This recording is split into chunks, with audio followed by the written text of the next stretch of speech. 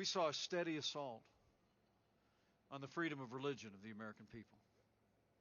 The last administration used its regulatory power to erode the conscience rights of doctors and nurses and religious charities. They even hauled a group of nuns into federal court to order them to compromise their faith to live under the mandates of Obamacare.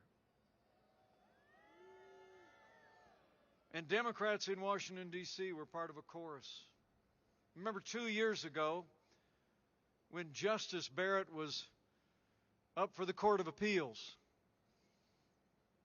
She was appearing before the Judiciary Committee, and the leading Democrat on the Judiciary Committee, a Democrat from right over in California, said she was concerned about Amy Coney Barrett because of her sincere Catholic faith.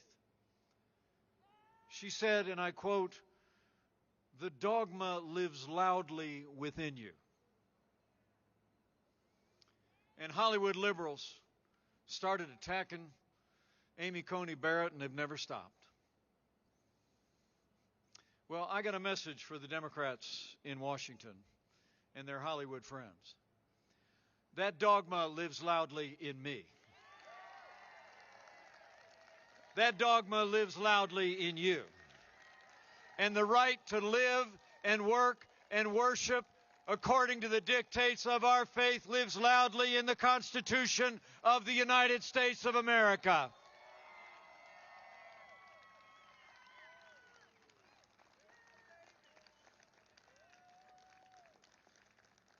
They call the freedom of religion our first freedom.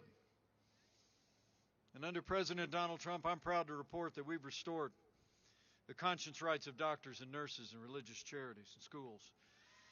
We appointed principal conservatives to our courts at every level. And President Donald Trump ended the assault on the little sisters of the poor, and the Supreme Court of the United States made it permanent.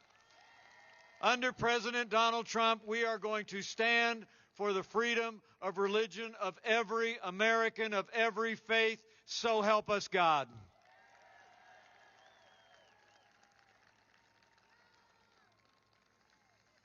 And finally, where Joe Biden and Kamala Harris actually support taxpayer funding of abortion all the way up to the moment of birth, and are calling for record increases in funding for abortion at home and abroad, I couldn't be more proud to serve alongside a president who stands without apology for the sanctity of human life.